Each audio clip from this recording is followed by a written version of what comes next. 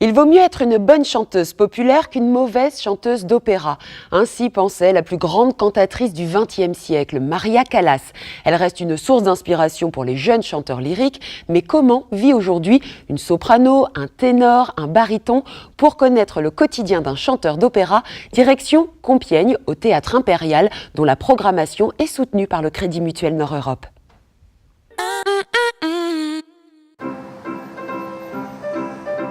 En général, on les admire costumés sous le feu des projecteurs. Mais derrière le décor, les chanteurs d'opéra ont une vie au rythme bien spécial. Un tempo qu'apprécie Jeanne Crouzeau, actuellement sirène au Théâtre Impérial de Compiègne. Hello. Je suis issue d'une famille d'artistes. J'ai toujours adoré chanter. Je vis de ce métier depuis 4-5 ans. J'ai commencé il y a à peu près 10 ans. J'adore mon métier. C'est passionnant. On rencontre plein de gens, on crée des histoires éphémères qui sont extrêmement riches. Je suis artiste en résidence au Théâtre Impérial de Compiègne. Avec Éric Rouchaud, le directeur, on a envisagé de collaborer, si on peut dire, sur plusieurs projets. Donc oui, je suis sur La Sirène, je suis aussi sur l'Odyssée de Jules Maton, qui aura lieu en avril. Et j'avais aussi fait un concert sur les mélodies de Jules Maton, là, en novembre dernier. Oui. Pour vivre de ce métier, être en résidence d'artiste suffit rarement. Il faut sans cesse chercher de nouveaux contrats. Ne sois pas confondu avec les autres costumes. Après, c'est une question de réseau, en vrai. C'est en fonction de qui on connaît, en fonction de l'agent qui nous envoie sur des auditions précises. C'est des gestions de carrière, des choix. Et pour faire un choix, on est quand même face à nous-mêmes. Il faut se vendre, ouais. Et se vendre en art, c'est difficile.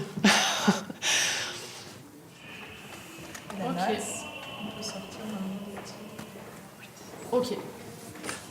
Je vais monter mes costumes en loge pour me changer.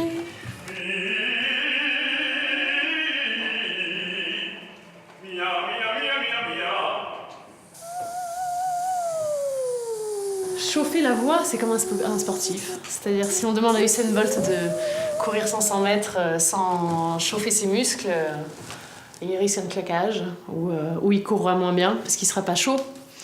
Nous, c'est pareil, c'est chauffer pourquoi? Pour déjà chauffer le corps pour qu'il soit apte à recevoir la tension qui va se passer et l'énergie qu'il va avoir pendant le chant.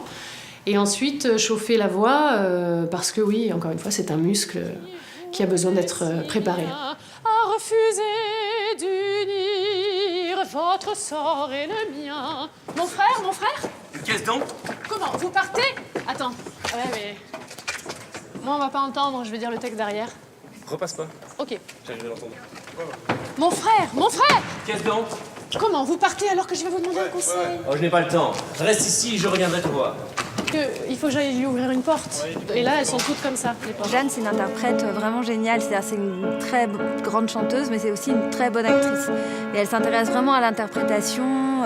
Donc il y a un vrai échange sur le jeu. C'est vraiment quelqu'un qui propose beaucoup. Donc quand on a un metteur en scène, c'est vraiment parfait de travailler avec quelqu'un comme ça, parce qu'elle est vraiment dans la proposition, elle est inventive, elle a tout le temps plein d'idées.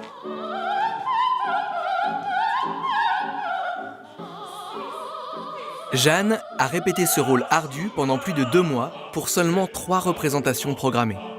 Comme pour beaucoup d'artistes, c'est aussi le statut d'intermittent du spectacle, unique au monde, qui lui permet de faire ce métier.